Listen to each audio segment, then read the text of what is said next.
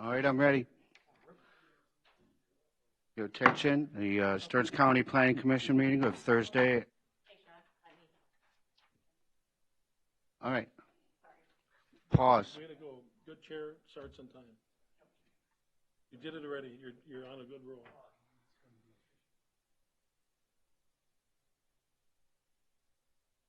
There we go. Stearns County Planning Commission meeting for Thursday, April 21st of 2022 will come to order. We will start with the Pledge of Allegiance, please. I pledge allegiance to the flag of the United States of America and to the republic for which it stands, one nation, under God, indivisible, with liberty and justice for all. Thank you. We'll do a roll call, starting from the end over here. Please, Mike. Mike Farrell, District 5. Jeff Bertram, at large. I represent District 2 and will be chair today.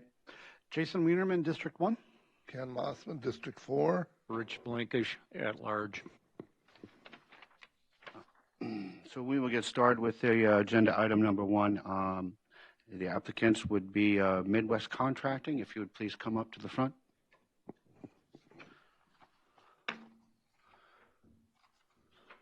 If you could, please just have a seat there.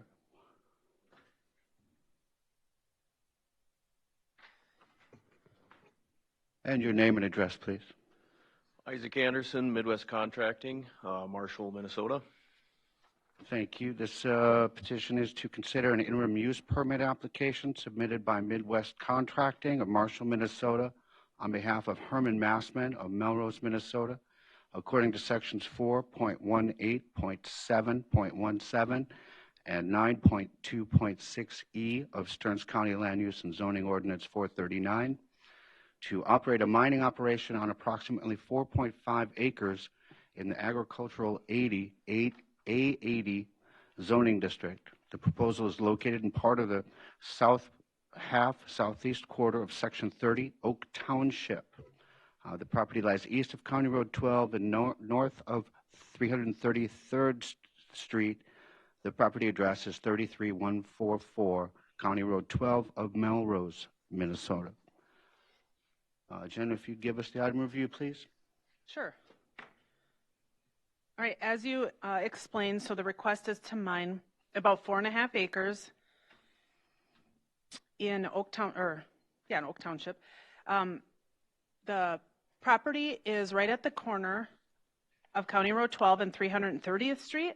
The purpose of this project would be for the County Road 12 reconstruction that will occur this summer, actually starting here in a couple of weeks. So that's the really the sole purpose of the permit is for that project. So they're asking for a rather short-term permit, 6 months. So when we looked at the site, there are some wetlands in the southeast corner of the area that they are going to mine. So that's why the south line of the pit is a little bit odd, and so they're going to avoid the wetland. They'll have a silt fence there to minimize or avoid any impact, any runoff into the wetland. They will come right off of County Road 12 into the pit. County Highway has reviewed this, and they are supportive of what the request is. They also, normally the ordinance requires a 50-foot setback from the right-of-way for mining. On this project, both the County Highway and the township have given the okay to mine within that 50-foot setback. So that is included in your packet.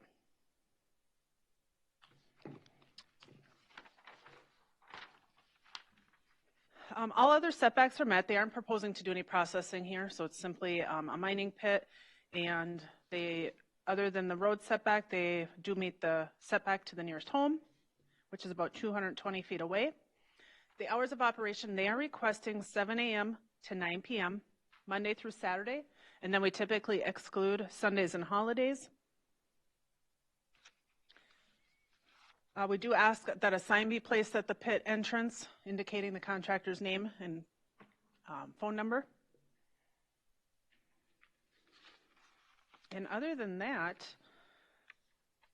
That's a summary of the staff report. So if the Planning Commission were to recommend approval, we would ask that you set hours of operation, also set an expiration date. So we're proposing December 31st of 2022. The third condition I have listed there is the financial guarantee. On this project, I spoke with the county highway engineer, and she indicated that the contractor is posting a bond to the county for the project well in excess of this $15,000, and they will not release that until we're satisfied that the pit area has been reclaimed. So we can cross off item number 3. In this case, we don't need to ask for that financial guarantee since that's already being provided to the county. Number 4 would be posting truck hauling signs during times of hauling. Number 5 would be a requirement that they meet all the performance standards in section 7.17 of the ordinance. And then the last condition would be the informational sign that will be posted at the pit entrance. That's all I have for my staff report, and I have not received any correspondence from the public. Thank you. Members who have visited the site? Mike? Aye. Jeff? I did. I did. Jason? I did, yep. Ken? I did. And Richard? I did also. All righty. Do we have some discussion amongst the board, the panel? Mr. Chair, Jason Wienerman, just a question on the wetlands. So the mining, the surface mining is not supposed to influence the wetlands. If there is a groundwater connection, is there a concern about that? Mr. Chair, Commissioner Wienerman, that's not something that our wetland staff commented on, I guess. They were comfortable with them mining to I forget what the contour was,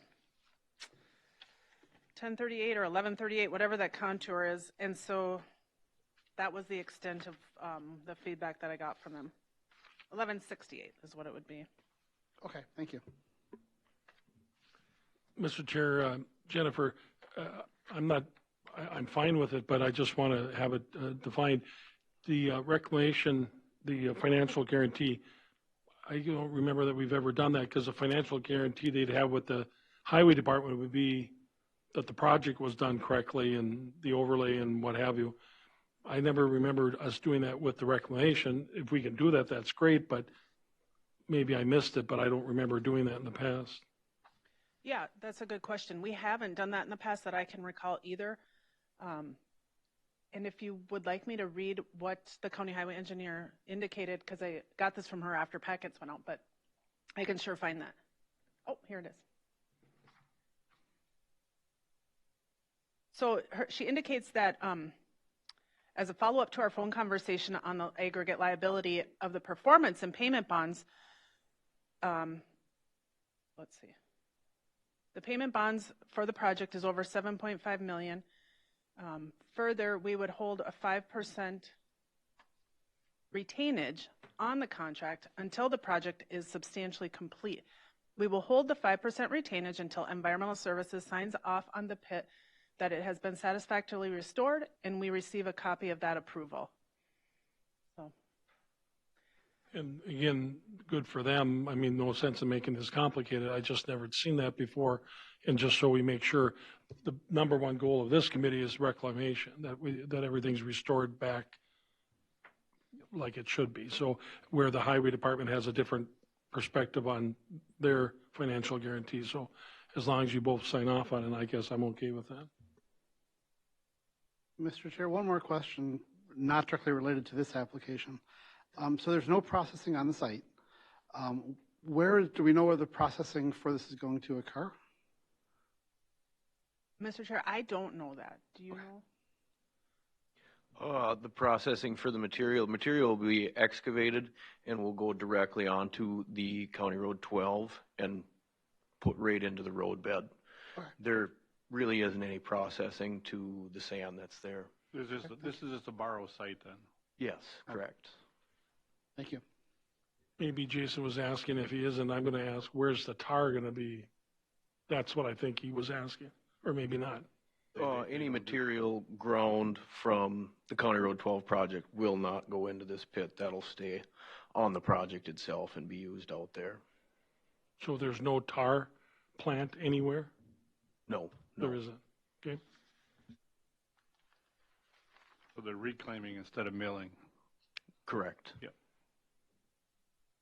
Culvert replacement on for the reclamation project too, or not?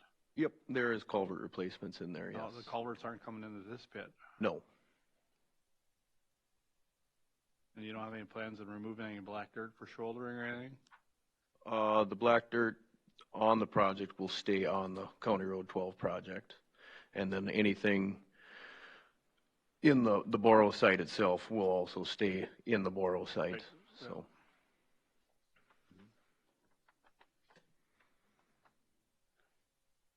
Anything more, commissioners? No? I'll open the public hearing then. Anybody from the public wish to address this? Oh, sure. And anything that you might want to add at this point? I think that is it. Okay. No one from the public? I'll move to close the public hearing. I'll second it. Jeff made a motion, and who was it? Jeff, and Mike seconded it. All in favor? Aye. Motion carries. Any further discussion? Let's get to the finding as facts then. Let's see here. Is the proposal consistent with the zoning ordinance? Why or why not? Mr. Chair, Jason Wienerman, it is consistent with Land Use and Zoning Ordinance number 439, sections 4.18, 7.17, and 9.2.6E. Does the proposal conform to the comprehensive plan of the county and list applicable sections, please?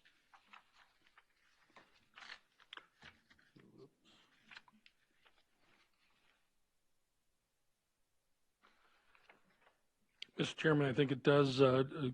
Connectivity goals, develop and maintain transportation system that promotes the safety, mobility, and access to all users.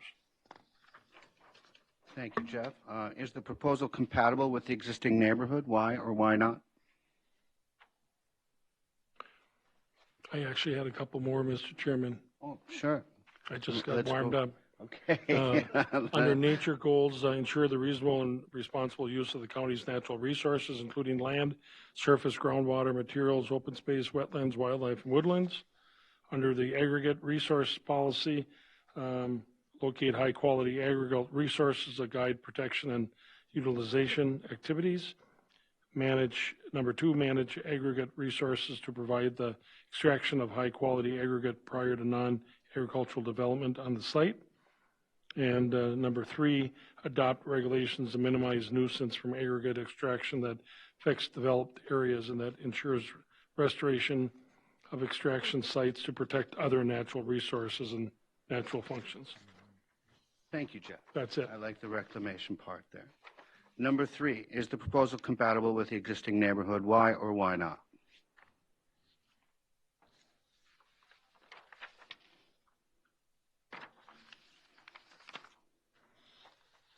There is kind of a sand pit, small sand pit already started, number one. Number two, it's going to be short-lived. So yeah, there aren't a lot of sand pits, but it's a short-lived project. Very good. Thank you, Jeff. Number four, how has the applicant demonstrated that standards and criteria stated in the ordinance will be satisfied? Mr. Chair, the standards and criteria of the ordinance will be satisfied with the 6 conditions that will be provided during the recommendation. Didn't we change that to 5 conditions, I believe? Yeah, number 3 we got rid We of. Correct. scratch 3. Right. Thank you. Thank you. Other issues pertinent to this matter, township or city input, federal, state, local permits, environmental concerns, information regarding, submitted regarding the impact of property values in the area at all, public health, safety, or traffic generation impacts. Anyone? Short-lived during the project. Public service and facilities, including schools, parks, streets, and utilities, a minimal impact. Financial assurance required to guarantee reclamation has been discussed. I would be looking for a motion. Mr. Chairman, other issues, I would say Oak Township approved it, and also the financial guarantee, the highway department's going to be holding that to cover the reclamation, which is a little different than we've done, but again, just for the record, it's been addressed. Thank you.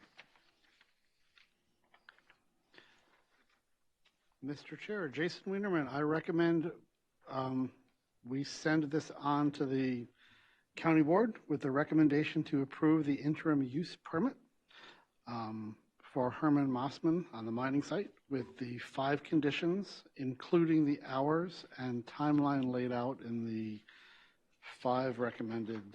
I'll second that. So Jason made a motion and Mike seconded it. All in favor? Aye. Aye. I vote aye. Motion carries. Thank you.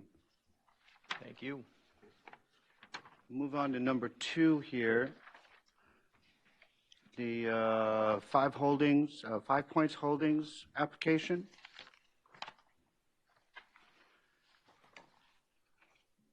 The 5 Points Holdings application is to consider rezoning request submitted by 5 Points. According to Section 4.10, Stearns County Land Use and Zoning Ordinance 439, to rezone approximately 5.0 acres from the residential 5 or R5 zoning district to the residential 1 or R1 zoning district. The property is part of government lots 1, 2, and 3, and part of the southwest quarter and northwest quarter of Section 17 of Brockway Township. The property lies northeast of County Road 1 and southwest of the Mississippi River. The property address is 41728 County Road 1 in Rice, Minnesota. Jen, please. Okay, so this property is a little unique, or this request is a little unique, where the property is currently a combination of R1 and R5 zoning.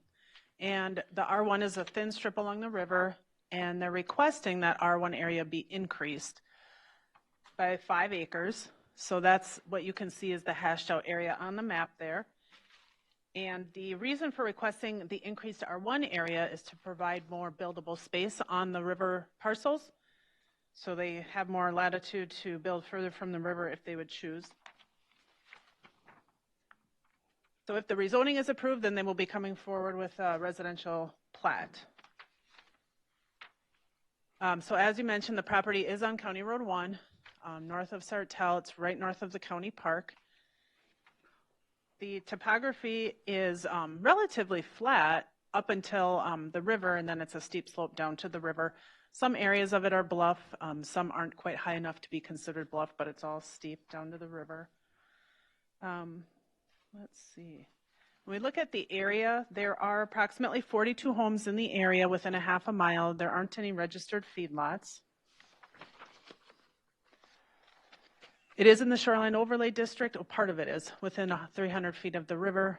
The northern wooded area is floodplain, and part of the property is also within a native plant community. Specifically, it's a dry prairie, and that's a strip of land that is along the river. So we look at under the current zoning with the existing R1, if you just look at the acres, just straight acreage, 12 acres R1, they could have 12 building entitlements, and then in the R5 up to potentially 12, for a total of 24. With the rezoning, if it's approved, it would increase the amount that they could potentially get on the property. That's a little misleading because of that wooded area in the northeast or northwest side is floodplain and wetland, so they would not be able to utilize their maximum numbers here. So let's see, what else? In the comprehensive plan, this is in the ag/rural area on the future land use map, and also in the natural resource overlay. The township did recommend approval of the rezoning request, and that is included in your packets. And that is all I have for this one. I don't have anything from the public. Thank you, Jen. Members who have visited the site, please. Joe? Mike? Jeff? Yes. I visited the site. Jason? Yes? Ken? Yes. And Richard? Yep. If you would introduce yourself, please, name and address. Steve Leggett, 5 Points Holdings LLC, 42076 County Road 1, Rice, Minnesota. Did you have anything that you'd want to add? No, I think Jen touched upon everything. Again, specifically that the request is to give broader flexibility for the home placement within the given R1. We're not making the request to generate more lots. It is simply to give the potential clients or the owners the flexibility to position their house within that given R1 section. And as Jen mentioned as well, it came to light this week that there is some native grasses on portions of that stretch. And again, if we do need to stay further away from that, this change in the zoning would give us that flexibility as well. Thank you. All right, this is a public hearing. I'd like to open it to the public if anyone wants to come up and address or speak on this issue. Please introduce yourself.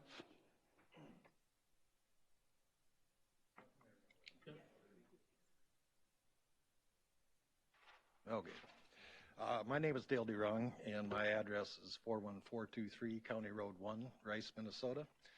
So I'm basically right on that corner of the property that they're talking about, right next to the county park. And you know, it looks like this is going to happen, but I still have a few questions about it. But first off, I'm very disappointed to find out that there will be a minimum of 21 new homes possibly across the road.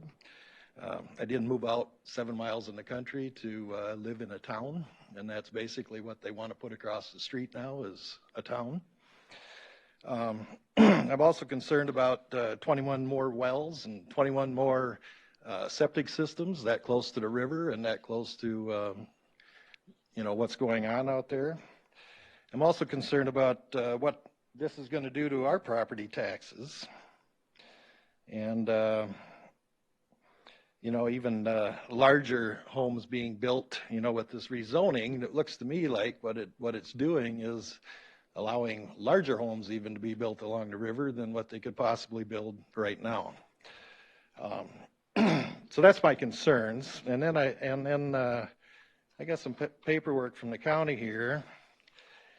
And I guess on page 36, I'd just like some clarification on the paperwork I have. It talks about existing R1 is 12.7 acres, 12 buildings, existing R5, 61 acres, 12 buildings, and the proposed is 17 buildings in R1 and 11 in the 56 for a total of 28. So they're talking about no more than 21, but right here it's talking about 28 possible lots. So is there a possibility that there's going to be 28 possible lots it could be built on? Or is how does that, because it says proposed lots to be plotted 21, but right on here it says 24 and 28.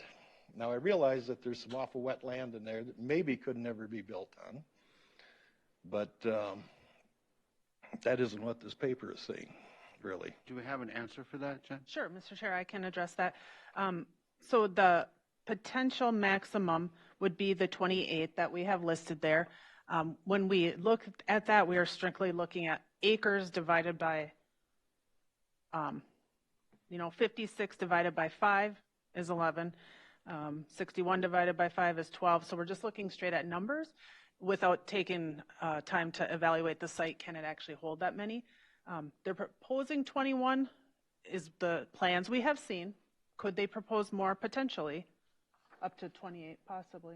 I can't say if that is feasible or not, but it's, yeah. Since we're changing this now, are we going to be back in here and changing the rest of the R5 to R1 and even making that more housing in this area? I mean, that does concern me. So that's one thing I'd like clarified, or certainly like you to consider or think about. Then it also says in your paper or in your paper here that everything is surrounded by R1 and R5. Well, I'm right across the road and I'm R10. So there's farmland there that's not R1 or R5. There's another house there that's not R1 or R5. All of my neighbors to the south are R10. So I don't know where the R1 and R5 came from, but that isn't what we are across the road. On the west side of the road, there's a lot of R10 or R20 or farmland, for that matter. So I'd like some clarification on that, as how that comes up as everything is R1 or R1 or R5 surrounding this property. That's simply not true. Mr. Chair, could I make a comment on that? Please. I guess what I meant when I put that in the staff report was looking at the black area that's proposed to be rezoned. That specifically, that thin strip is surrounded by R1 to the north and R5 to the south, but you're absolutely correct. The whole property does have R10 across the road, and then in the county park, it's R20. So yeah, that was where I was coming from when I put that in the report. But you are correct about what is around the property. Thank you. And again, on page 41 of your paperwork, it states this change does not increase the number of lots that can or will be designed into the plats, both phase 1 and phase 2. So what is phase 1 and phase 2? And again, going back to that other paperwork, it already shows that there's 28 lots potentially on here. So please give me a clarification of what that means. Sure, Mr. Chair. So if the rezoning is approved, then the next step would be presenting the plat. And the developer is proposing to do the platting of this property in 2 phases. So you as a neighboring landowner will get another notice. For example, the first plat is going to be on the May Planning Commission agenda, so you'll receive notice of that. And then if they proceed with phase 2, then that'll be at a future date. And what is phase 2? Or that I won't know until there's a meeting.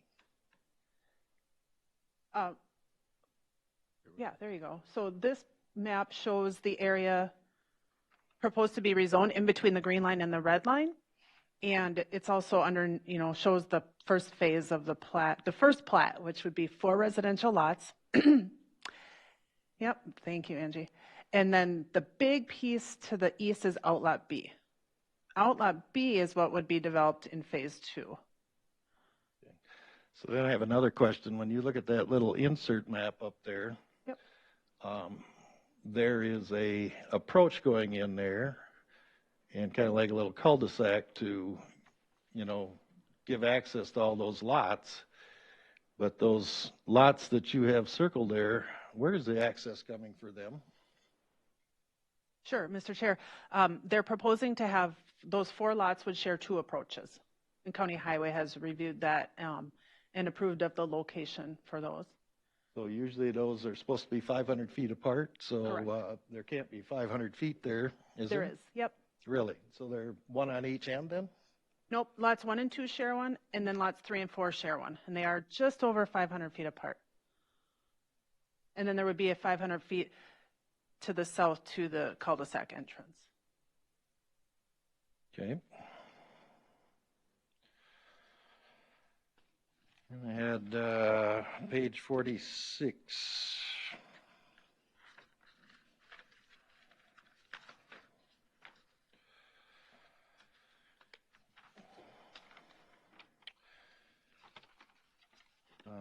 In your pillars, I found this. So under the living pillars, you have the box crossed supporting housing options that give people in all life stages and of all economic means viable choices for safe, stable, and affordable homes. I can't imagine that these homes are going to be too affordable for very many people. Considering what that chunk of land cost to buy, I'm sure this man here's got to make some money on that. can't think that there's going to be too many $300,000 houses even going in there. I'm guessing they're going to be lots more than that. So how does that give affordable homes to people? At least I think that should be X'd off of there, or taken off of there, quite honestly. And then on the business pillar one, it says supporting opportunities for rural businesses. I assume that's the building end of it, that are compatible with agriculture, environments, and residential neighbors. I've certainly, the farm across the road, he goes out there and spreads manure a couple times a year, gets pretty powerful around there. Is this going to be another one of those that the neighbors start complaining that it stinks in the country? These things happen. Do you have more comments? I think I had one more. No, I don't. That's it. Thank you for your time. All right. Thank you. Mr. Chairman, I have one question. Did you, when the land was for sale, did you ever think about buying the land, or? No, I don't think I can quite afford what they were asking for that, for sure. And Mr. Leggett, how long ago did you buy that land? I've been on my property since. No, Mr. Leggett, I'm asking. I believe it was sometime in February when we closed on the property, so. Do you know how long the land was for sale or potentially? It's been in a trust for many years, and then it just opened up, I think. Yeah, I don't remember when our offer was accepted, but I would guess it was minimal of a few months to 3-4 months potentially, that from the time we were accepted to the time we were able to close, so. And the reason I ask is, if I'd have a lot beside me and I didn't want somebody to build on it, I'd be buying that like right now. I can't afford a $3 million lot. And that's part of the challenge, but I realized that something had to happen with that land. I just, it seems like the amount of houses that could possibly go in there is substantial. And what I'm most concerned about, I'm not so concerned about what he wants to do right there. What I'm most concerned about is coming back here and finding out that all the R1 lots, or all the R5 lots turn into R1 lots. And then there's 50 houses out there, 60 houses out there. And I think, Mr. Chairman, I think yesterday we had this before the plating committee, which I sit on as part of this committee. And I think Mr. Leggett, Mr. Benoit made it clear that that's not their intention, that they're going to build bigger lots, nicer homes, but they can speak for themselves. Okay. Mr. Chair, I guess the whole thing is here, he's talking about rezoning it. The whole thing has been rezoned already a number of years ago. All we're talking about is potentially making less houses there because the lots are going to be a little bit bigger. So we're not rezoning. We're not rezoning other than making these few lots a little bit bigger. As far as the overall property has already been done, we're too late to change that, right? Especially if Jeff's already been looking at the plating for the whole thing. We're way past that time. Like I said, I realize this is probably going to go forward, but I wanted to come here anyway to express my concerns. Thank you for your time and your concerns. Anyone else from the public wish to make a comment?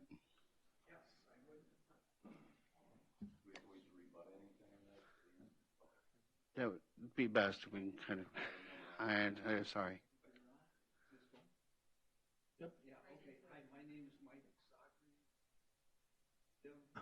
There we go. I live at 11555 39th Avenue Northwest, Rice, Minnesota. And Steve here is my neighbor. He's a heck of a good guy. And I don't want to do anything to hurt what he's doing, but I want to plant a seed here. And I think it's been done by Joe and a bunch of other people.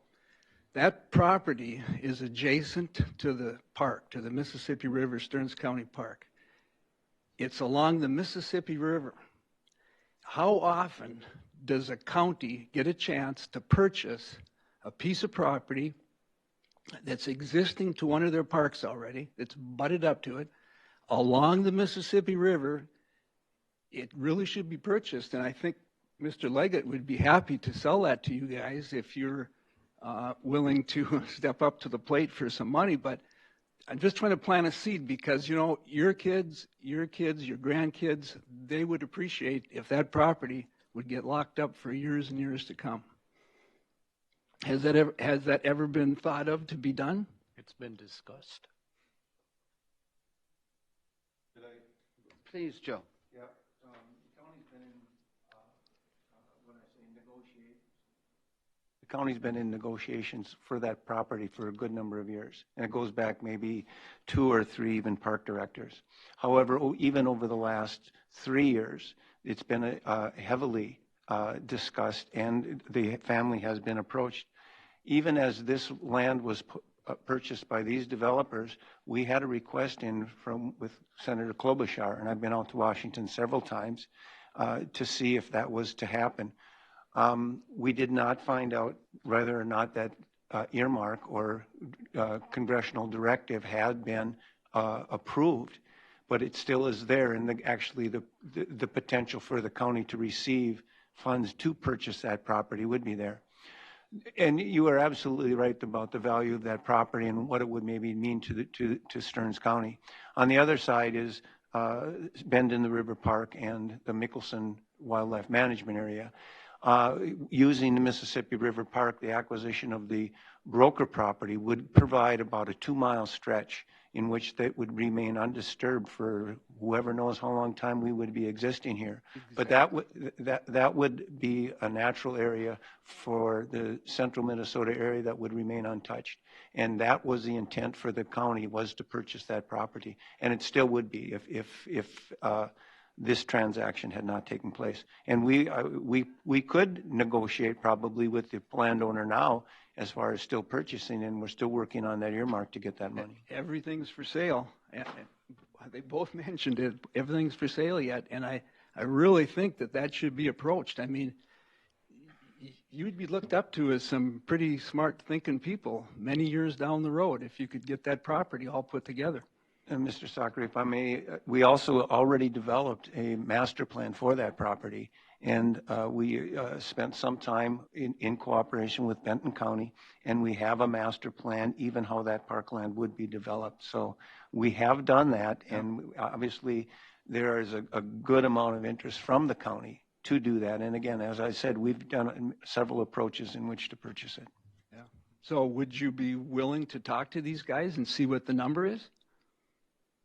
I cannot speak for the rest of the commissioners, but I mean, they've got the plan to put these houses in there. I mean, we could always come back and if they would be giving us an opportunity to purchase it from the county, I would be very willing to do that, and that would be something that the other commissioners would have to decide. We meet next Tuesday. Okay. All right. Well, was I polite enough? Mm-hmm. All right. I just think that would really be an important thing to do if we can do it. And you know, if you can pay him enough, he could take a couple days off. He wouldn't have to be building or go somewhere else, right? But thank you. Thank you. Was there anyone else who wanted to speak?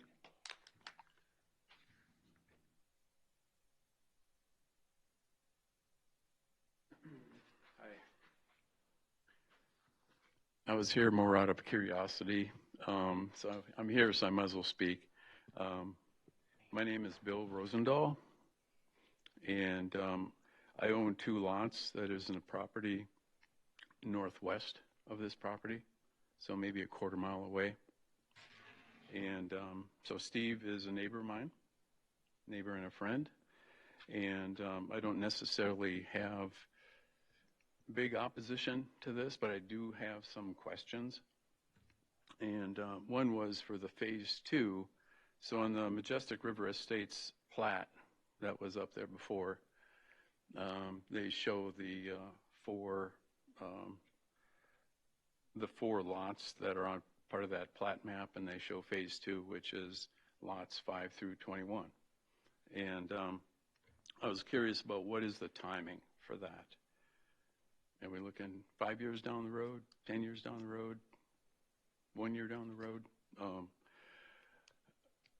You know, I don't have big opposition to it, but, you know, I'm a little concerned about big housing development just down the street from us. And one of the questions brought up before is how does that affect property taxes?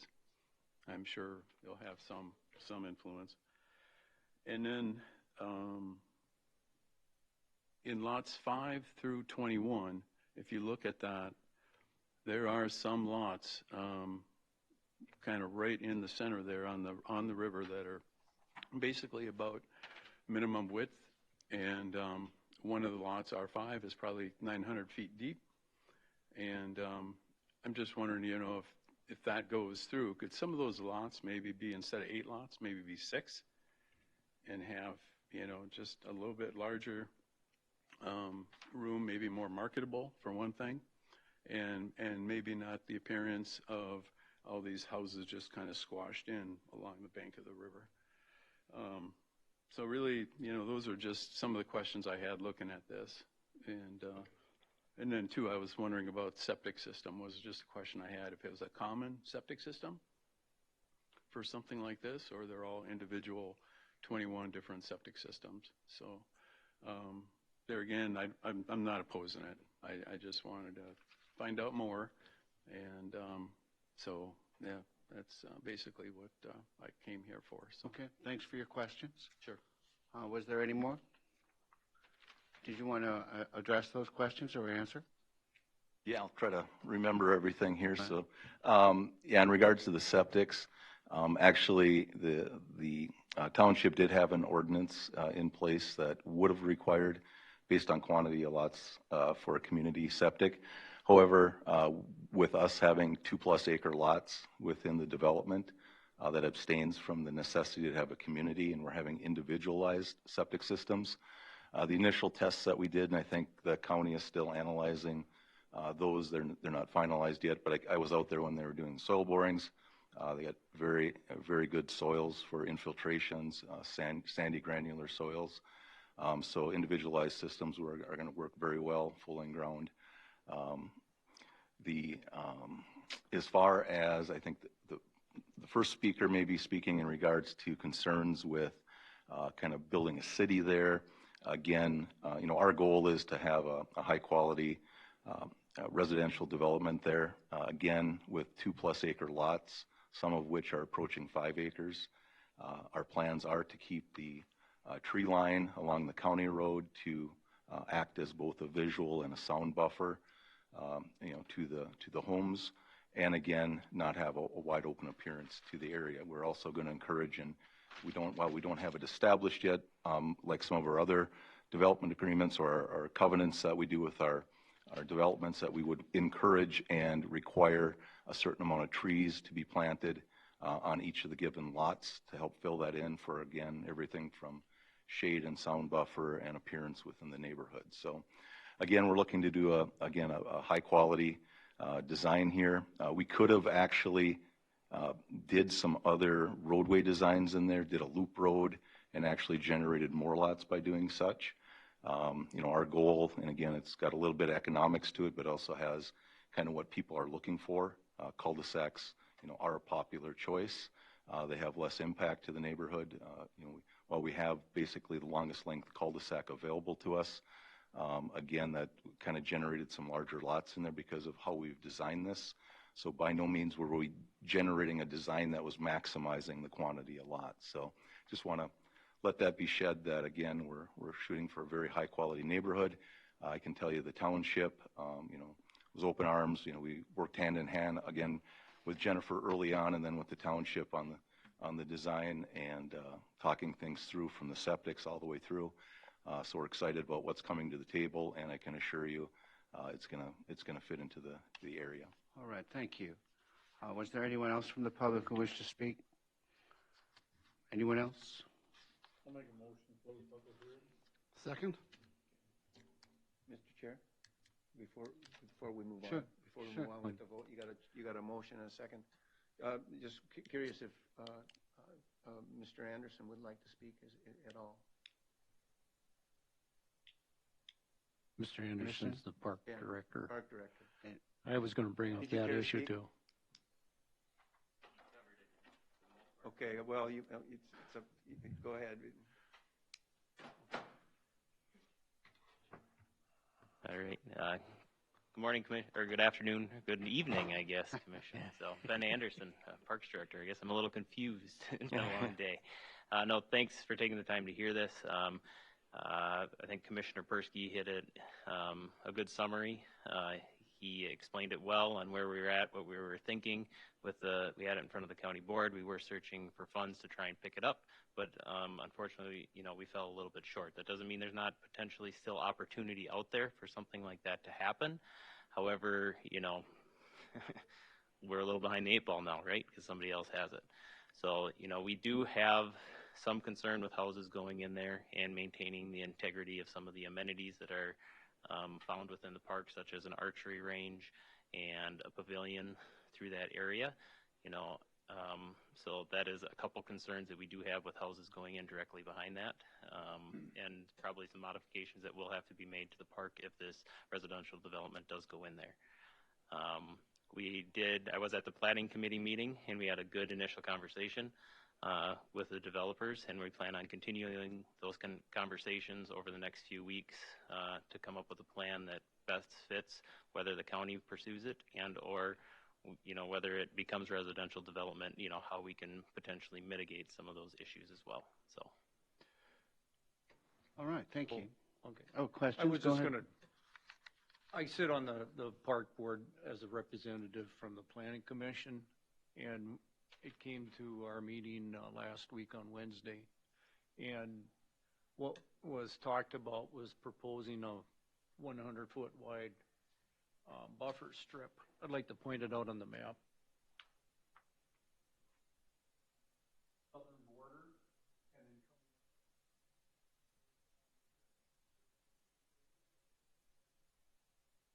so this becomes an issue here. We're asking for tonight. As far as I know, this has not been negotiated. Cost at length. And so, in regards to what's being asked tonight, that is a major issue right there. So, just want to bring that out, being everything is negotiable. Mr. Chair, could I comment Please, on that? please. And what Commissioner Blankish is alluding to is when we get to the point of the plat coming before you, the county has a parkland dedication ordinance, so that ordinance has options where the county can require a parkland dedication fee be paid on a per lot basis, or the county can request land dedication. So that is what Richard's getting to, and that would be discussed at your next hearing when we see the plat before us. Yeah, and Mr. Chair, yeah, and that's why that wasn't addressed tonight, because we're going to have some conversations between now and then, us and the developers, on how that may or may not look going forward. So that's what we would hear at your, I believe, May 19th meeting, or comments in regards to that. So. Thank you very much. Mr. Chair, Mr. Anderson, did you have an indication about what the thoughts were from the county, from the Planning Commission, or from the Park Commission, as far as the payment in lieu or the parkland dedication? Yes, the Park Commission and the Parks Department are both very interested in pursuing the land option and not the payment option at this point. Mr. Chairman, Mr. Anderson, I assume you know what they paid for the land. Yes, I do. So if I were you, if you want to make this happen, I'd write a number on a piece of paper and give it to them before you sit down to stop all this from happening, if you're really serious about this, because some of the best deals I made were written on a bar napkin, and timing, once homes are built, this is over with probably. So if we're going to do this, we better do it quickly, and we did talk at length. Mr. Leggett and the partners only got your information because of the timing of all this at 10 o'clock. So I think we talked an hour and a half at the meeting, even though that's not what's before us tonight for the bigger picture, and they're going to continue that. But I'm just, in all fairness, and I shared this with Commissioner Persky, I don't know that a 3,000 acre park dedication fee is going to be fair to the landowner after you purchase that property. Now, I was told that 5 Points was aware of the county saying you may not have to pay the park dedication fee. However, we are going to negotiate a buffer. So again, what I suggested, I'll suggest again what I suggested yesterday is you two keep talking. You're going to be a lot better off working that out than coming back to us a month from now and having us do it. That's my 2 cents. Yeah, Mr. Chair. Yeah, and we are having those conversations, and that is, yeah, we're planned. Where you've got already emails going, trying to get something set up next week. So that's the plan, to keep the conversation. Yeah, unfortunately, some of this came in a little bit late on a few different fronts. So, you know, we're doing the best we can to keep the conversation open. So. Mitchell? Yeah, Mr. Chair.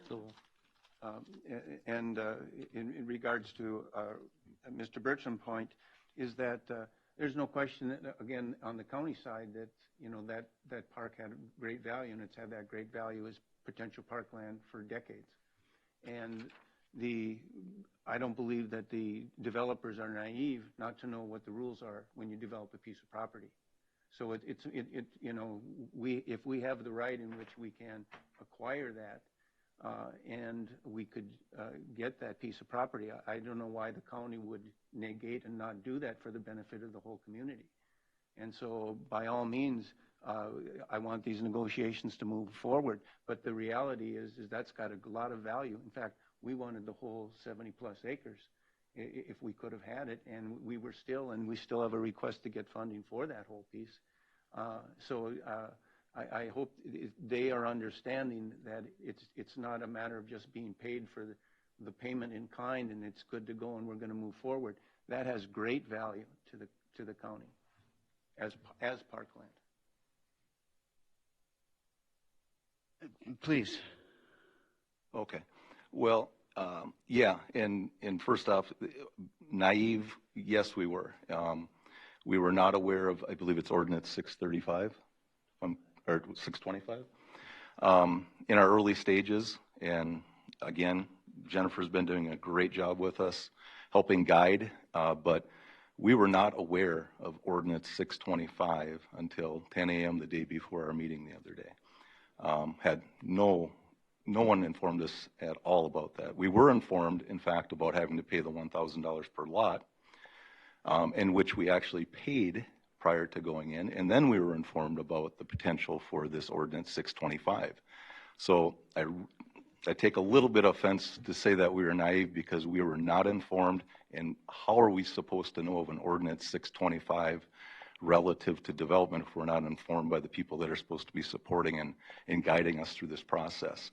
And, you know, in regards to that 625, it is really an asinine differential. I could see, I develop in cities, and I understand the necessity for parks and needs, and when there's a need for them. If we're generating a high quantity of houses and there's additional parks for swings and things of that nature for the influx that you're putting into position, I could see that. Now, if you guys know Ordinance 625, it requests up to 10% of the usable land can be taken over.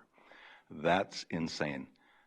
You know, we run on pretty slim margins in the development world, and for someone to come in and say they're taking 10%, and then not only taking 10%, but dictating what 10% they're taking, which has a huge impact on how we can develop a property.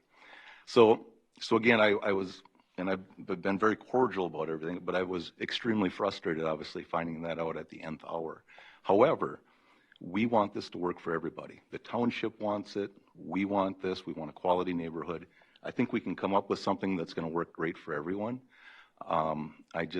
We're not excited about how that's going to impact and change our necessity on the design and the mathematics on it, and the way that ordinance is written, it is extremely gray. So I look forward to our discussions. I truly believe we can come up with something that's going to be equitable for all parties. I just ask that everybody on this board review that 625, because it's not a good ordinance the way it's written. So thank you. Mr. Chairman, Jennifer, do you want to explain how you portrayed why that ordinance was written for that private lake, or you said that's where that ordinance kind of came from?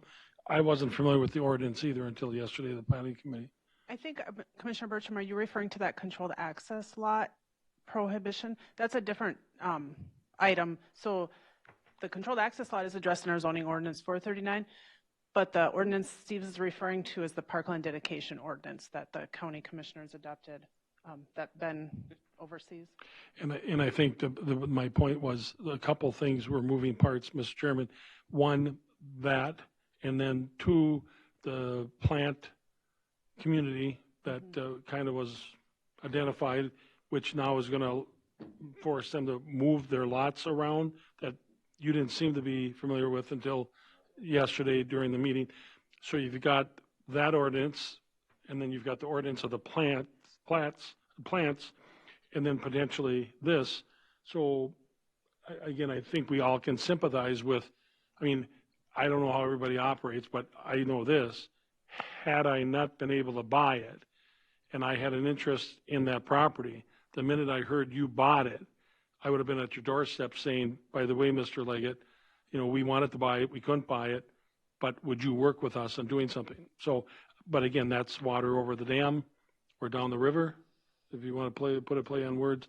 But what you did say was you were open to doing some kind of a buffer, but you wanted to maintain ownership of the land, and so you're going to pursue those kinds of things. So again, it may not be exactly what parks want, but you made it very clear you're going to work with them. But I agree with you that 10% unpaid for, I don't know that, I'm not going to put them in the spot, but I don't know if Mr. Anderson would agree with that. I mean, but again, get what you need. You want a buffer because of arrows and everything else, but I don't think to take 10%, I don't think that would be fair either. So somewhere we got to meet in the middle, I think, and I think we can.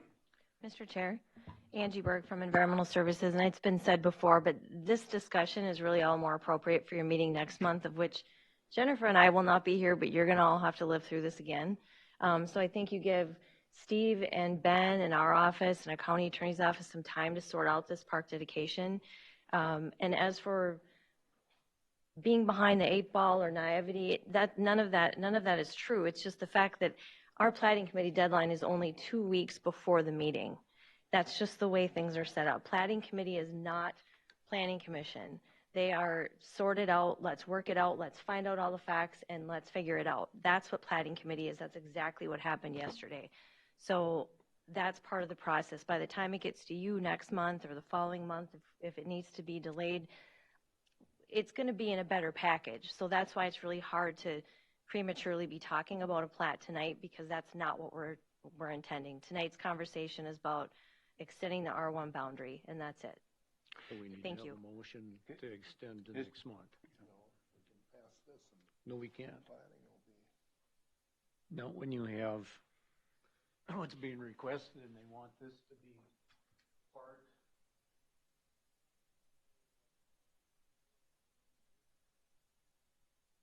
We can't approve that because that goes into an area where the county wants to see if they can work out with Mr. Leggett. Yeah. And we extend this till next month. Mr. Chairman, Then that, to Angie's point, I agree with you, and I did say yesterday this is going to come up, even though that's not what we're talking about. And I knew it was going to come up, and I think it should come up. We're not doing something. What are we not doing, Deb? We haven't been pushing our buttons. Oh, got it. It isn't relevant, and yet this is why we got here. We didn't talk about things that you should have talked about 2 months ago. So forgive me, I'm going to talk about it because I want everybody to be aware of it now. And again, yep, let's not point fingers. However, I think all of us could write down 3 things that should have been done by both of them before tonight. So if we don't talk about it tonight, they may not be addressed. And so that's why we're doing it. And I think we should continue the conversation until we've got this sorted through, even though that's not what's before us, because this is being, you know, the only thing that wasn't answered that the gentleman asked was how soon are you going to do that second? And you don't know. You said you don't know. Depends how this sells and how that goes before you get to that plat. It might be 5 years. It could be 10 years, you said. So we don't know when that second part's going to happen. However, let's talk about that, you know, he wants to say something. Please. Yeah, you're right. We don't know. Again, there's factors I talked about in yesterday's meeting. Obviously, we phased it because we figured we could get 1 through 4, which is phase 1, done in a quicker manner. When you're having to put a road in and do determinations, it takes longer. Plus, we have to work with the township on road requirements, things of that nature. But it's going to come down to the economics. It's going to come down to the sales on the first lots we put in. It's going to come down to the rates increases, what's going to happen in the housing market. I have other developments. We walk very slowly with developments in comparison to 10, 15 years ago. We only like to put about 10 lots in per phase in order to not put our neck out too far. So those are the things that, again, we don't, phase 2, yes, we do have our preliminary plans in place. We've talked to the township with them about them already. But again, I think it's extremely unfair that this was brought up on this R1, on our rezoning requirement and how it may influence your decision tonight. That should not have happened. Secondly, I definitely have, and I want to voice those that because the county has interest in this property, I just want to make sure everybody's making decisions based on your normal process, and hopefully everybody's going to do that. But it just feels like, and again, yeah, we will work with the county on this buffer zone, maybe the thought of selling a portion of it. That's totally new to us tonight. But again, I think it's there's some dual conflicts here, and I just want everybody to be aware of that. And again, we want a high quality neighborhood, but we don't want decisions to be influenced by your desire to gain that land. And Joe, you've expressed that. I have heard of that before, that the county was pursuing it.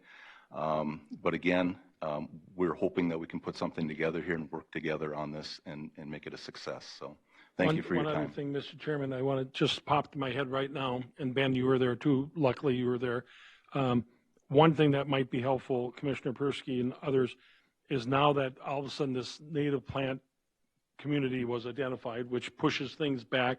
The sumac, they're saying they can clear out some of that.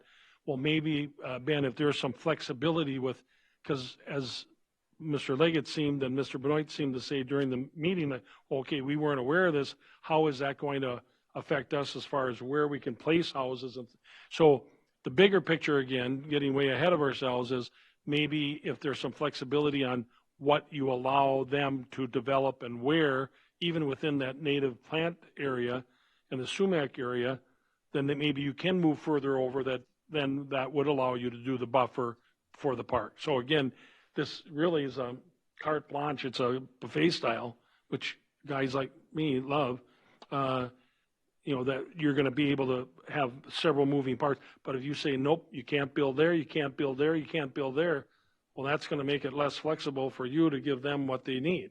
So add that to your part of discussions. So it may not just be you two, it may be environmental services and you two, to say, okay, we could move some things around, because otherwise it's going to be restricted, Joe.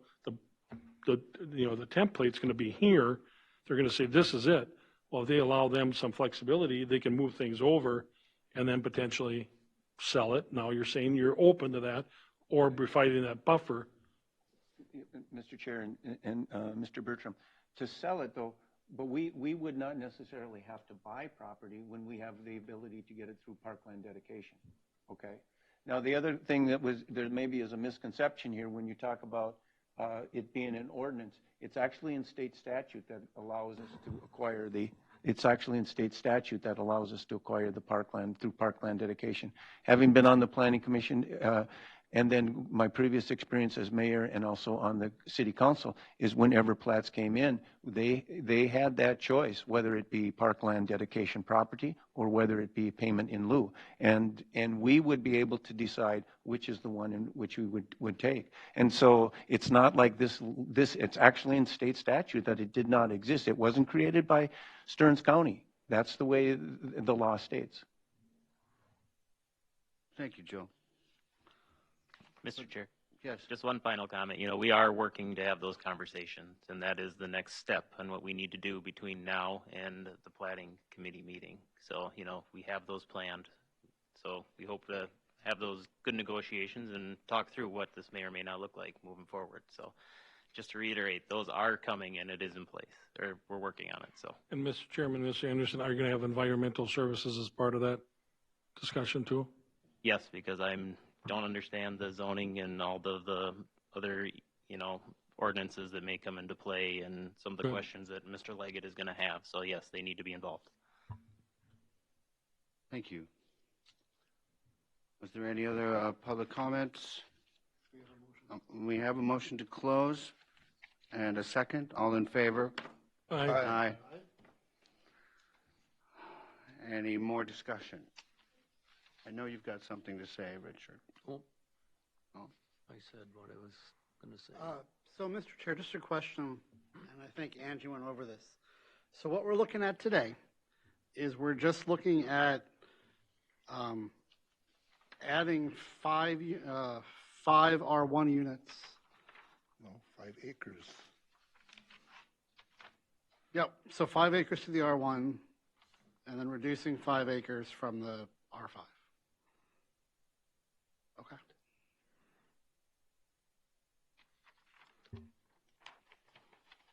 Anyone else? Comments, questions, discussion, a motion? Oh, I'm sorry. I missed a step. There we go. The findings of the fact. Yes, let's do that. Is the proposal consistent with the zoning ordinance? Why or why not?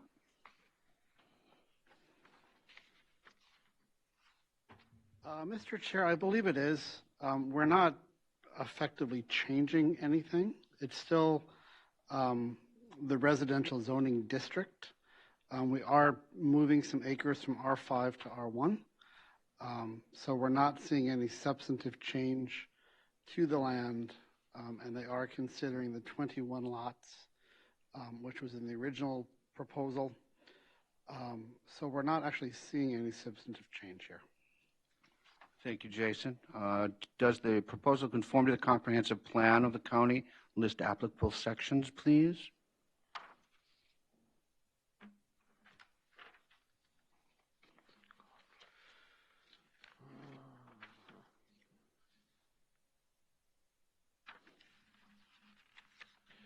Mr. Chairman, I think under the living goals, number 2, manage the impacts of growth and development in county's rural character and natural resources.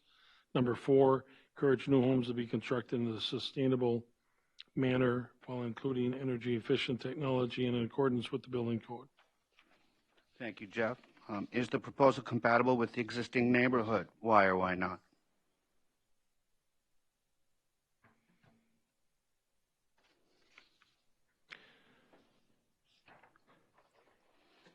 Mr. Chairman, there are 42 homes there, and it's going to be a different level of home, but it is a residential area. Thank you, Jeff. And Mr. Chair, I'd like to build on that. Again, we're just making a minor adjustment to the R1 and R5 balance. So we're not actually changing the existing land use on the site. We're just doing a realignment of that. Thank you, Jason. Number 4, how has the applicant demonstrated that standards and criteria stated in the ordinance will be satisfied? At this point, it's a rezoning request. Thank you, Jeff. Are there other issues pertinent to this matter? Township and our city input? Brockway Township did recommend approval. Thank you. Federal, state, or local permits? Nothing really. Environmental concerns? The dry community. Thank you. What was it called? The dry prairie. Dry prairie. Right, thank you. Information submitted regarding the impact of property values in the area? No. Public health, safety, traffic generation impacts? Bit of an increase, I imagine. Public service and facilities, including schools, parks, streets, and utilities? Mr. Chair, we had extensive discussion about the potential impact to the park. So that will come during the next phase of this discussion, should we receive a plat. Thank you, Jason. Financial assurance required to guarantee a reclamation or a cleanup at all? And any other pertinent? Mr. Chair, I don't know, do you want to make a comment about the Park Commission, knowing the value of the property and would like to perhaps see a parkland dedication? Certainly. Okay. Yep, thank you. Then we'll look for a motion.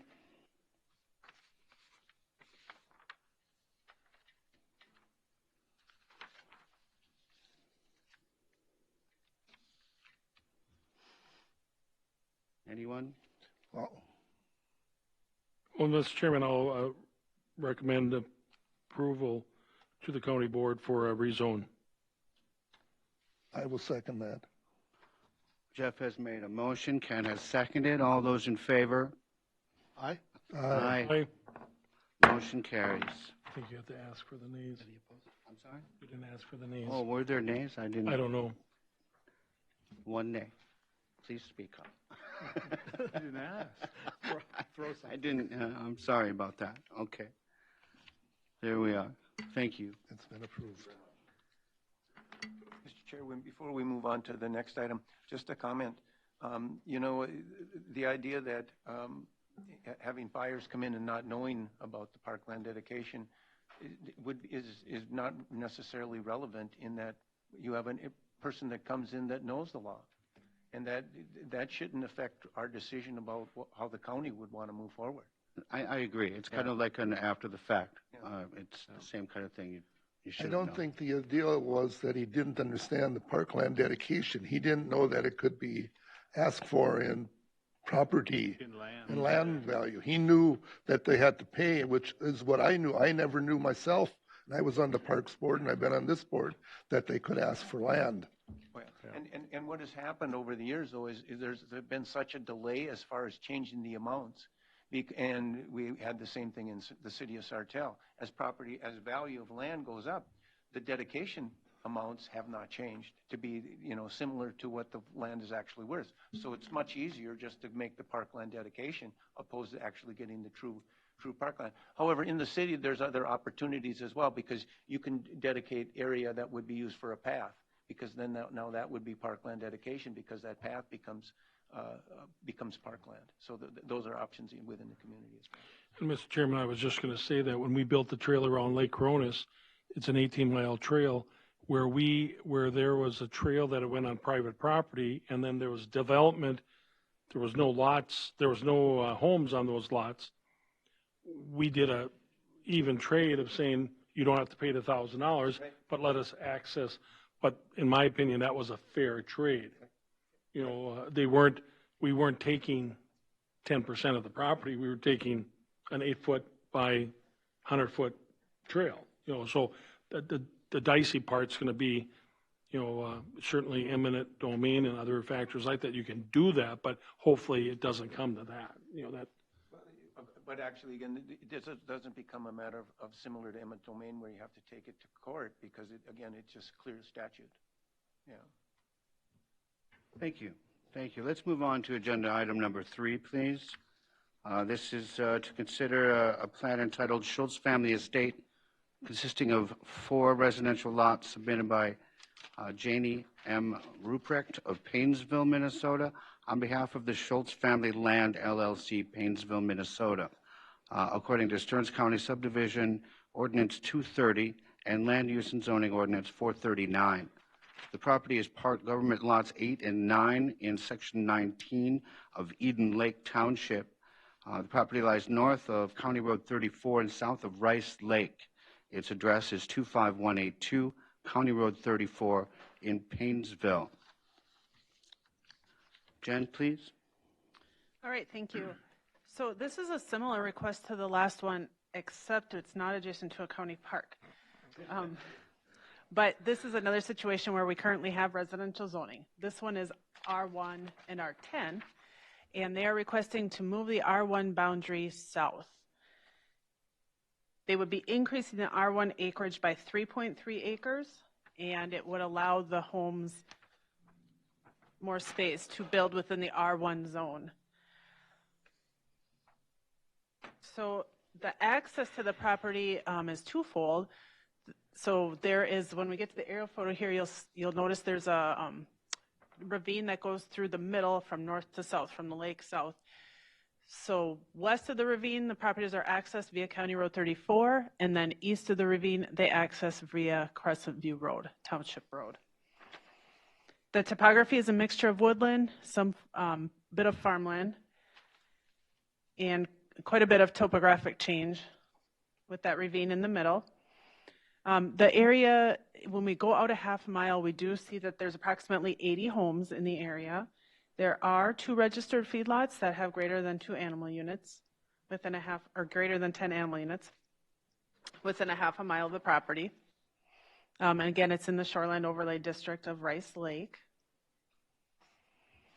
So currently, with 5 acres in the R1, they'd have 5 building entitlements, although it is not feasible to do 5 home sites there with the topography. If the rezoning is approved, the simple math would say they could have 8 building entitlements in the R1. Again, not feasible. They are proposing to plat 4, and the plat is actually the next item on your agenda tonight. So we'll be taking care of the rezoning, and then if approved, the plat all in one night. Eden Lake Township did review this, and they recommended approval of the rezoning. When we look at the comprehensive plan, this again is in the agricultural/rural area. No, I'm sorry. I got that wrong in the findings section of my staff report. It's actually in the concentrated development area on the comp plan, future land use map. That's all I have on this one. I don't have anything from the public. Thank you, Jen. Members have visited the site. Joe? Yes. Mike? Yes. Jeff? Yes. I visited the site. Jason? Yes. Ken? Yes. And Richard? Yes. And the applicant, your name and address, please. Good evening, Board. My name is Dan Crone. My address is 340 Chapel Hill Road, Cold Spring, Minnesota. I am the land surveyor that did the surveying on the project, so I'm here for questions and concerns. And I might be a little mistaken. I think we're talking the rezone. My item said 3. The plat was coming first, but the rezone is coming first. Is that correct? I think they go hand in hand, so it really doesn't matter. Just wanted to make sure I clarified that item, but it's okay, because they do go hand in hand. First. Yeah, it's okay. So just to discuss the rezone, accompanying this is the plat we're going to discuss here on the next item. The applicant had discussions with Environmental Services during this process, and one of the clarifications for the rezone was kind of more of a formality thing to make sure we have a future use of the property that works. We didn't rezone the entire plat. We actually kept the rezone line in a certain location so future subdivision couldn't happen again, or wouldn't be as easy, I guess you could say. So yeah, the rezone is here in front of you just to basically kind of facilitate the plat that'll come next on your agenda item.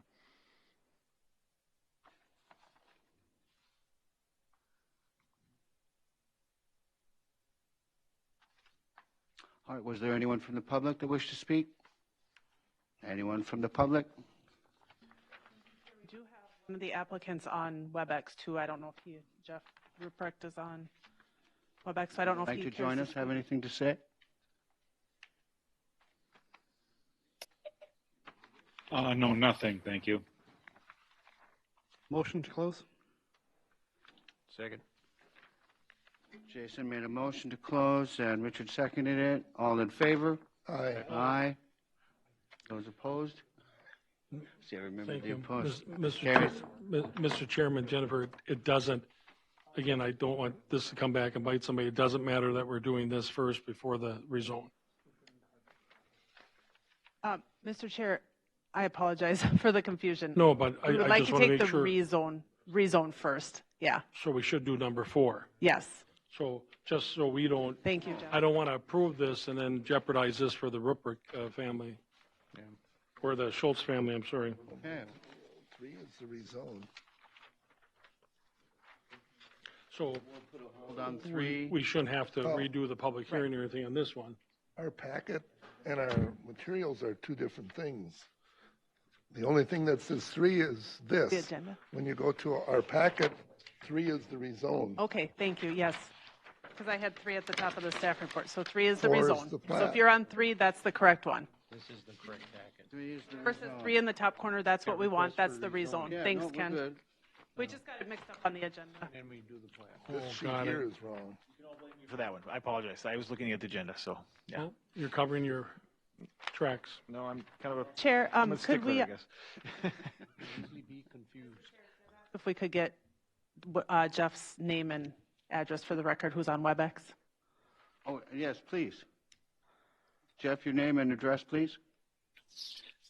Jeff Ruprecht, 17239 Northwood Drive, Painesville, Minnesota, Thank you. 56362. Thank you. Where were we? We closed the public hearing. Close the public hearing, and we had some discussion. Okay, let's go to the findings of the fact then. Is the proposal consistent with the zoning ordinance? Why or why not? Yes, it is. It's in a residential area,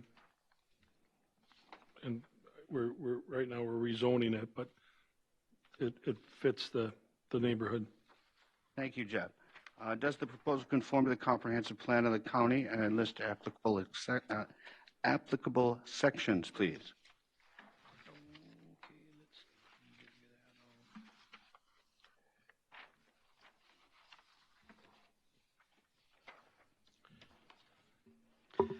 Mr. Chair, go ahead, Jeff. Mr. Chairman, living goals, number 2, manage the impacts of growth, development in counties, rural character of natural resources. Number 3, support housing options to give people in all life stages of economic means viable choices of safe, stable, affordable homes. And under lakeshore living, number 1, limit the impacts of additional shoreline development by clustering housing away from the shorelines using a conservation design approach. And number 8, evaluate lakeshore housing projects using the following as guidelines in addition to the comprehensive plan's future land use factors, or some. Thank you, Jeff. Is the proposal compatible with the existing neighborhood? Why or why not? Mr. Chair, Jason Wienerman here. We're just doing a rezoning, so we're not seeing a significant change in the existing property. And the surrounding neighborhood is concentrated development with 80 homes on site, so we aren't seeing any significant changes.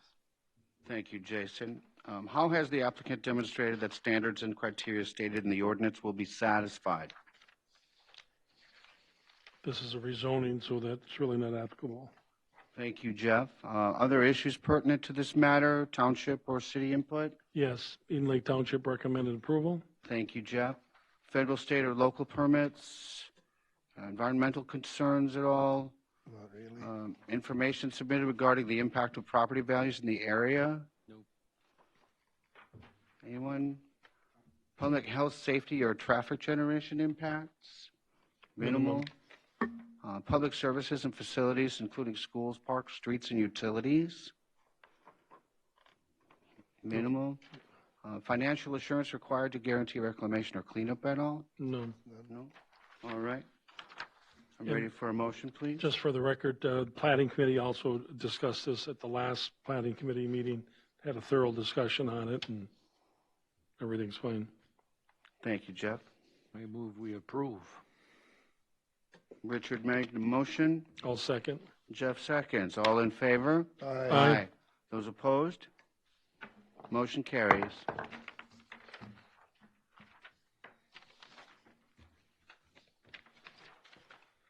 And we'll shoot right on to agenda number 4. To consider the rezoning. No, that's not. The plat. Plat. Oh, we've got it wrong on this guy. Okay. That's wrong, too. Just read Yeah, number this 3. one. Read number 3. Here, this one, I had that one right. They are testing me.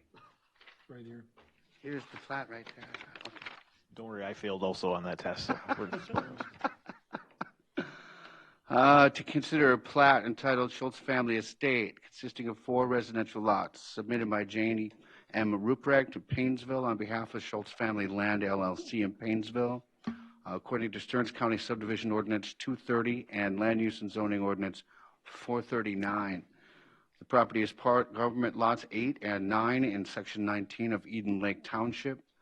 Property lies north of County Road 34 and south of Rice Lake.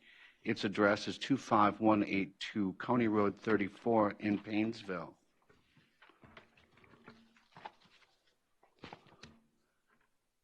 And who's taking this one? All right, I've Jen, got please. this one. Okay, now we're actually on the plat, and so the 12-acre plat is being proposed to be split into 4 residential lots. And I kind of alluded to this earlier. Let's see, we'll have 2 lots on the west. The 2 lots on the west will access via a shared driveway down to County Road 34, and then the 2 lots on the east will access the Township Road, Crescent View Road. With the rezoning recommended for approval, and assuming the county board concurs with that, each of those potential home sites are shown in an R1 zoning district. The septic sites have been identified and approved. Due to the soil borings that were conducted out there, there will be a restriction on the bottom floor elevation for a home, so they'll have to be 1 foot above groundwater table or modeled soils. There are no wetlands within the plat, and there are no feedlot setbacks that impact this. A stormwater management plan is not required. They're not creating an acre of new impervious.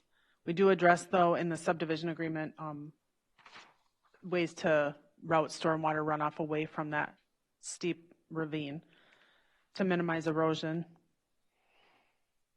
Let's see here. What else? So the property is within the Shoreline Overlay District of Rice Lake, which is a recreational development lake. There's a small amount of floodplain on that northern tip of the plat along the shoreline. On this one, for parkland dedication, there is a recommendation to collect the fee, and that would be a total of $3,000, $1,000 for each of the vacant lots. The lot with the home we don't collect a fee for.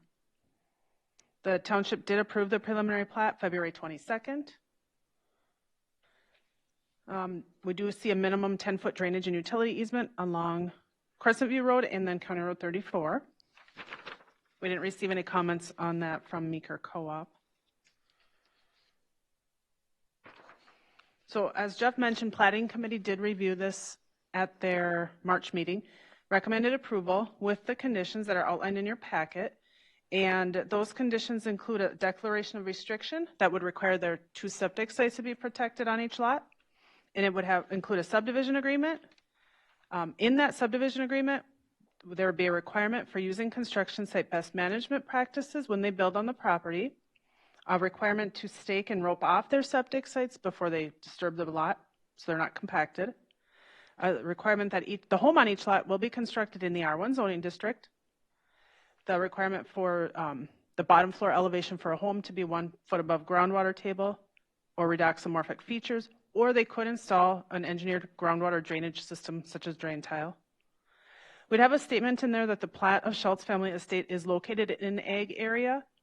Construction, expansion, and operation of feedlots and other ag uses are permitted, so future buyers may be exposed to sight, sounds, smells, and conditions of modern agriculture. We would include a statement that puts the future owners on alert that vegetative alterations and establishing a view corridor is subject to the county zoning ordinance. Also, a statement that access to Rice Lake shall meet the requirements of the county zoning ordinance, which regulates stairways, lifts, and landings. And then, like I mentioned earlier, when the lots are developed, property owners shall route water away from the lake and ravine or gully area to avoid causing soil erosion and to protect water quality. This may be accomplished by installing a basin to collect runoff, by directing downspouts and grading the site to route water away from the lake and gully, or other methods. Options may be referenced in the Minnesota Stormwater Manual. We'll record a water supply verification with the plat, and they did provide a water test for nitrates, and that was suitable. A highway certificate will be recorded with the plat, and the highway comments were in your packet. There will be an easement for that shared driveway for lots 3 and 4. That easement also needs to include access to that field that's east of the driveway and the parcel to the west that uses that same approach. Will require a deed to be recorded with the plat for the remaining property because they're not including all of their property in the plat at this time. And then lastly, there is a blanket easement on record for utility purposes. It encumbers the whole plat. So they can continue platting it, and we'll ask for a note on the plat to relate to that blanket easement.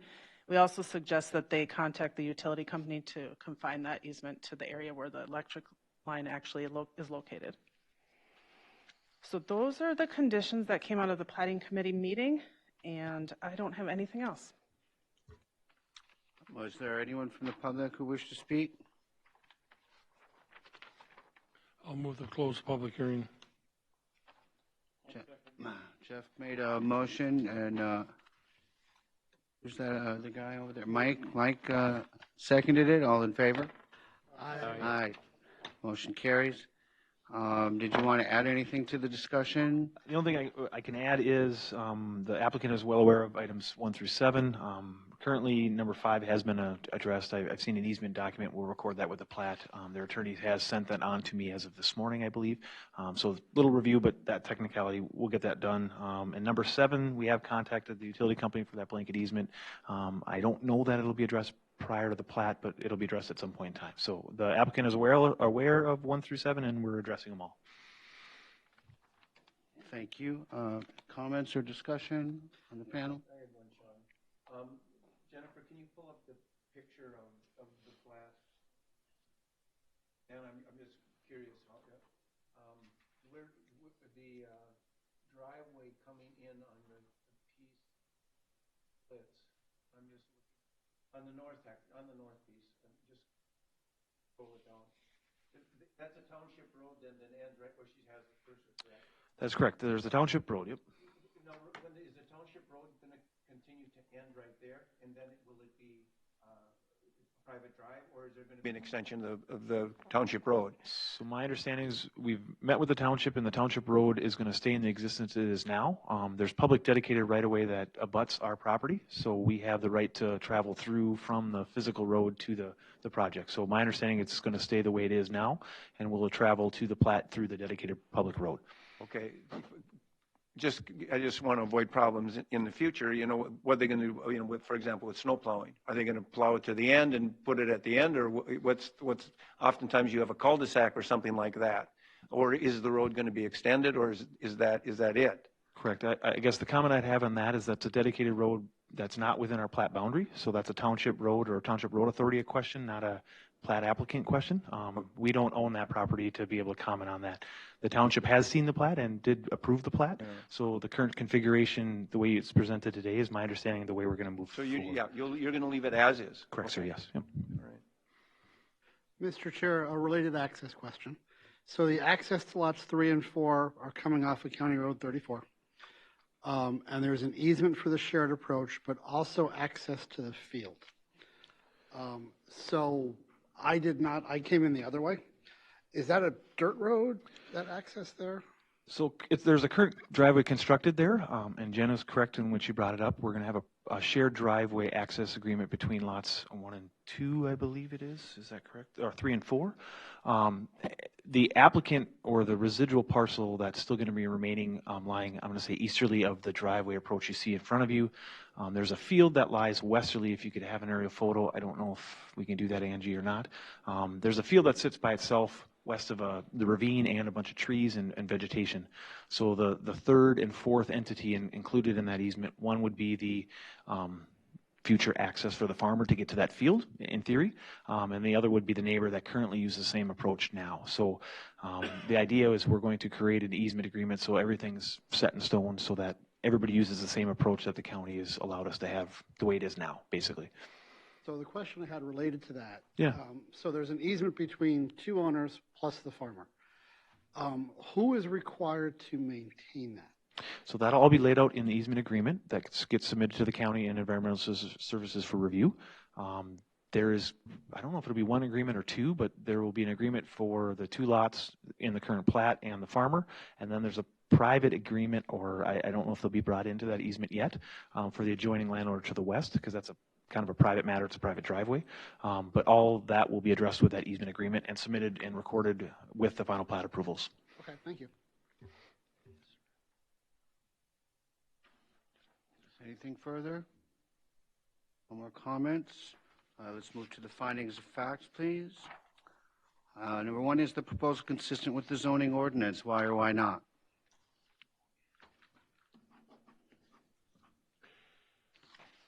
It is land use zoning ordinance number 439, sections 9.6, 9.9, 10.1, and 10.2.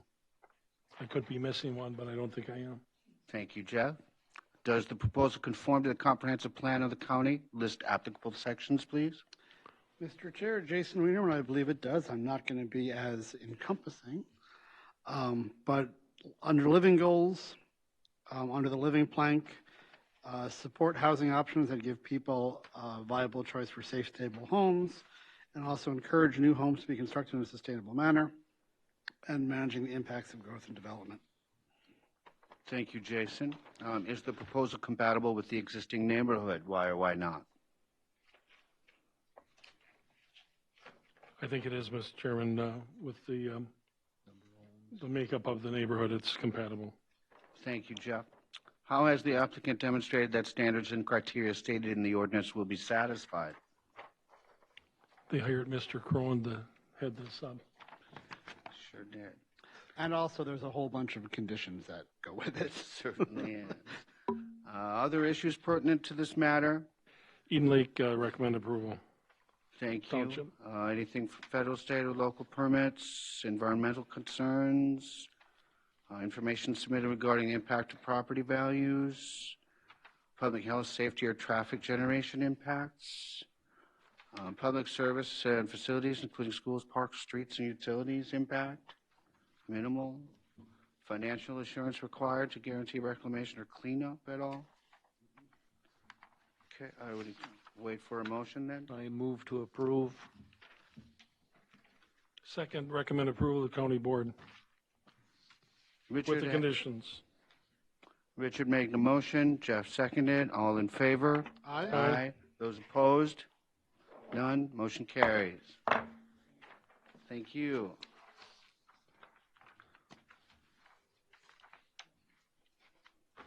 And we have a discussion on the ring buoy requirement. Is that? Yes? Yes, Mr. Chair. So this is a follow-up from our March meeting, and we got some direction from the Planning Commission and proposed, I'm got to share here. On the screen is what we're proposing for future vacation home rentals.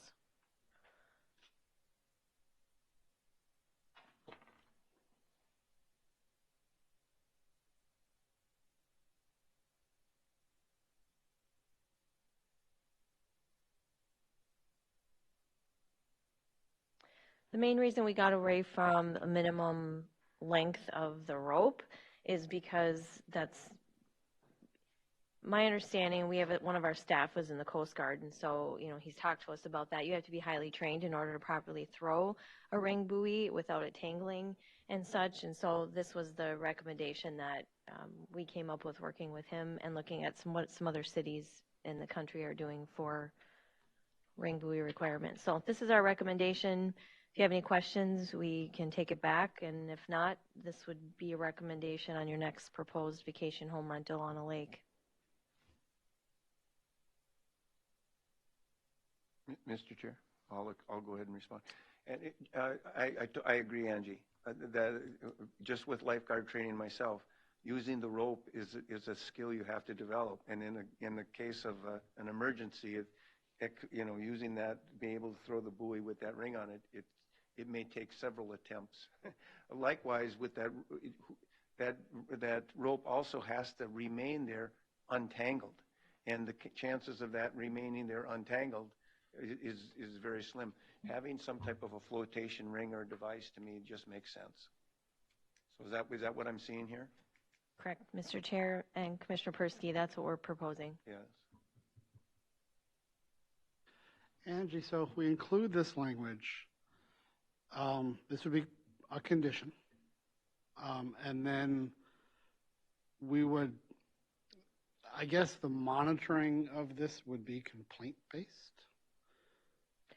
Mr. Chair, Member Wienerman, the requirement would need to be met before the lodging license is issued, and then it would be something that needs to be maintained. It's a responsibility of the property owner to follow the conditions. So would this become language on the lodging license as well, or just part of ours? Just the interim use for the zoning, correct? Thank you. Mhm. Other comments? Are you looking for a like a motion or just feedback? Mr. Chair, Member Bertram, if you have feedback, give it. If not, we can do a general consensus, and that's what you're going to see in next month's meeting. Thumbs up. Okay? I like it. Looks good. Thank you. All right. Now, looking at the minutes, anybody want to make a motion as regards to the minutes from March 17th meeting? Motion to approve. Jason Wienerman, so moved. Seconded. Jason made a motion, Richard a second. All in favor? Aye. Opposed? Motion carries. Is that it then? Couple of things, Mr. Chairman. I happened to come across the minutes in the Cold Spring Record of the board meeting, and either Commissioner Persky or staff, Ellen Locke's proposal that we approved with 2 conditions was pulled from the consent agenda, and either I can't read that fine print or I missed it. There was something that said that the department pulled one of the conditions, and that's why you had to remove it from the consent, but I couldn't figure out what was pulled. Was it? Well, then you tell me, Ken. It was the part about getting that he had to have this tank inspected because he told us he has this company coming from the Twin Cities picking up his waste twice a week. So he doesn't have to have this tank there. Well, why did we make it a condition then if we knew that? Mr. Chair, you didn't know that, so if you remember, Oh. I was actually out in the hallway for a bit after with Mr. Locke, and he was very frustrated because he didn't feel comfortable addressing those concerns with the Planning Commission, but he and I talked about it, and then we got a further understanding that if the waste is not going into an on-site septic system, there's no reason for us to do a septic inspection. Got it. And so, Okay. yeah, it between Thursday night and Friday afternoon, we discussed it, and there was no reason to do that septic certification because, as Ken indicated, it's all being collected by a rendering facility. So that's why it was pulled from the consent agenda, because you couldn't approve it the way we approved it. Got it. correct. And then you used to do really a good job of doing after the board meetings updates. Did I miss the last couple, or weren't you? Maybe. Did you do them? Well, we didn't have. Did we have anything last week?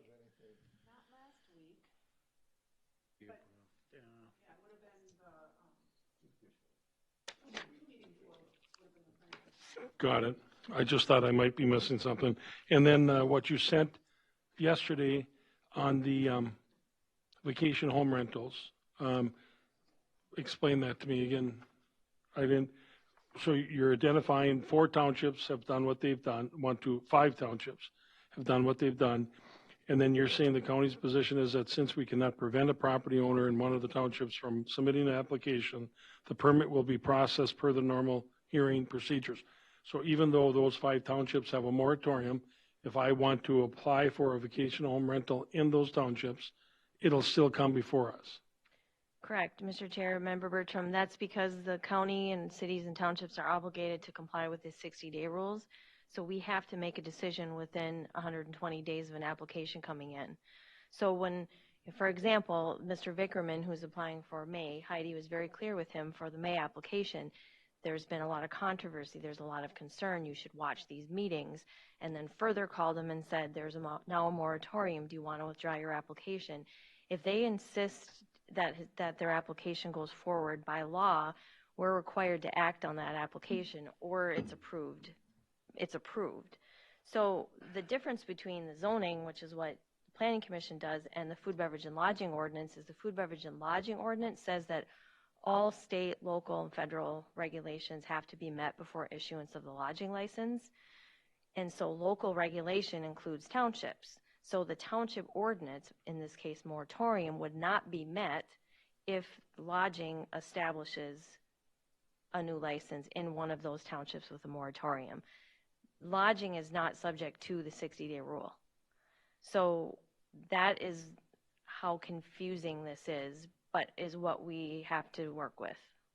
But, I guess I'm curious from members, would we actually hypothetically approve an application in a township that's established a moratorium? This would not apply with solar moratoriums? I mean, I know this is vacation home rentals, but what about the townships that have done moratoriums on solar?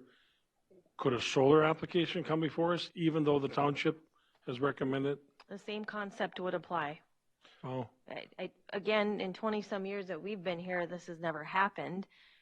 We did research this with our county attorney's office, and again, if you play it out, and if we just, for example, the vacation home rental for next month, if we just didn't act on it, it would get approved by way of law, by operation of law. And environmental services can't deny it because we're administrative. So you all would have to, and the county board, you have to go through your motions.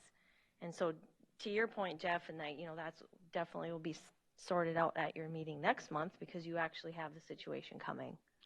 So then if we would approve it, then it'd have to wait for this others. And if the moratorium, if they changed the whole rules in their township, they could just be out of luck at the end. Correct. And we are very clear, we meaning Jennifer, Heidi, and I mean, honestly, we've spent half of our time, half of our weeks on vacation home rentals, talking to people, answering questions. We do explain that to people, and we've offered refunds in the case for next month and the month before. So we're doing what we can, but we cannot not let them accept the application. We have to let them submit it if they want to. do these townships, have they received this by chance, or can they?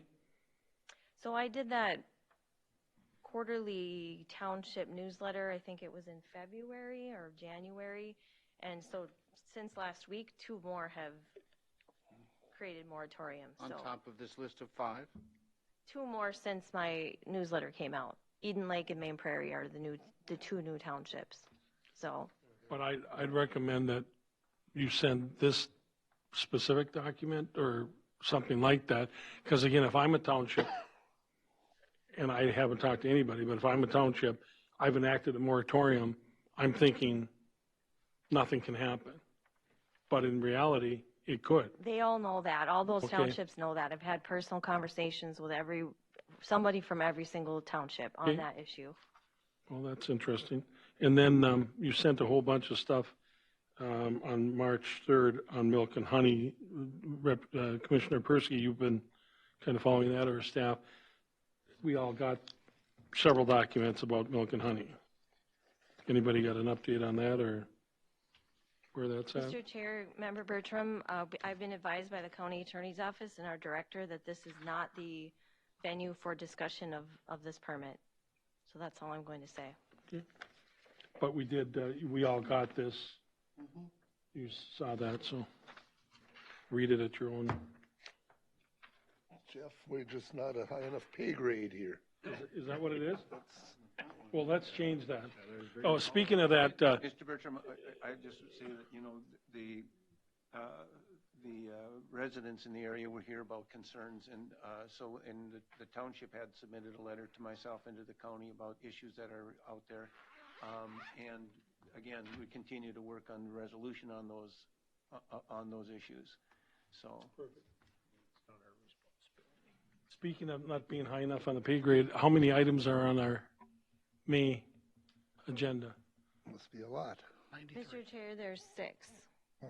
There's a rezoning in Sauk Center, a vacation home rental in Main Prairie, the 2 plats that were on plating committee yesterday, a feedlot, and a feedlot.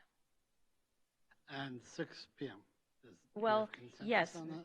correct. We would like to start at 6, and it's not because we don't mind coming to another meeting. It gets very confusing for the public when we split the agenda up and have we have people come into wrong meetings and get confused. So we would propose a 6 p.m. start for May.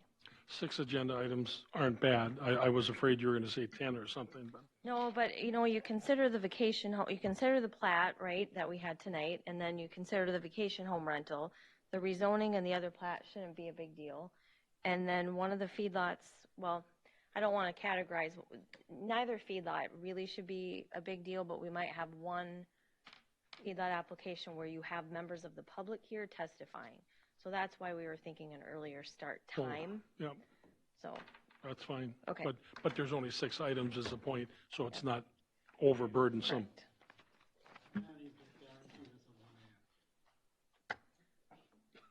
that would be up to Mr. Blackburn because he's going to be chairing again in May. Ooh. Well, I think you did a great job tonight, Sean. You did a good job. Thanks, guys. I tried. I almost lost control there at one point. It's Well, he's talking about that guy over there. toward the precipice. All right, is that it You then? adjourn the meeting. Adjourn the meeting.